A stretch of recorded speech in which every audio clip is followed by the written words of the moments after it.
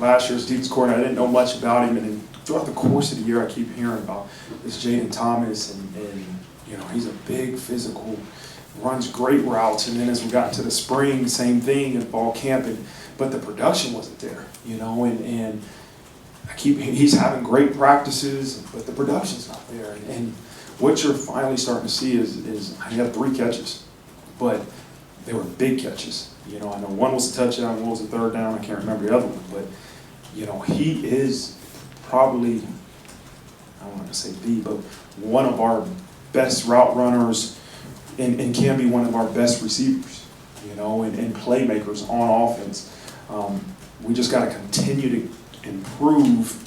But he's got to continue to do it in the game because he's practicing at a high level. He's one of those guys that are practicing at a high level. And so when you see a guy that's playing a lot, maybe doesn't have the production in the games, but is still playing a lot, that means he's earning that trust in practice. And Jayden's been a guy that's practicing at a high level. I think what you're seeing now is the results of that in the game.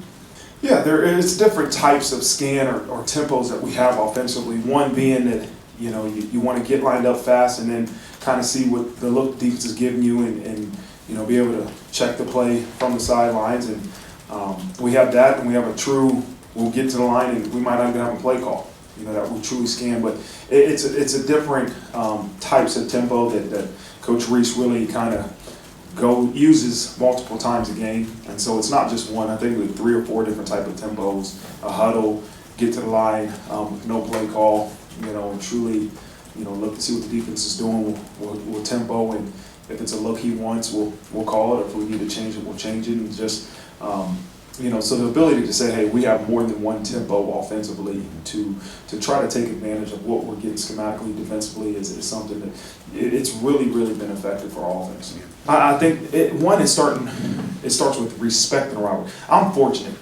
and I played in one of the greatest rivalries in all sports, and that's the one thing that Coach Truss used to always do. We respected the rivalry, right? And when it was that week of that game, you understood what that rivalry meant and the history behind it. I think that's the same thing for this game, is that they got to understand what the Legends Trophy is all about. I had to. I didn't know much about it last year. I knew Stanford was a good team. I didn't know about the rivalry. And we have to make sure they understand what the rivalry is about, what we're playing for, and then respect their opponent. You know, when you say embracing a rivalry, it's about respect for your opponent. How do you respect your opponent? About the way you prepare.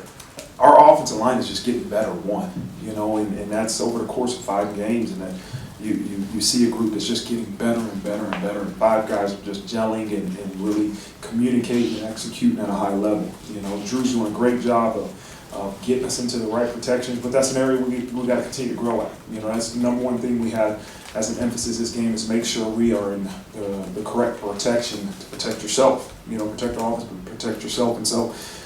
It's an area we'll continue to get better at, but they're all continuing to have some cohesiveness and be on one accord, and it's showing with the execution.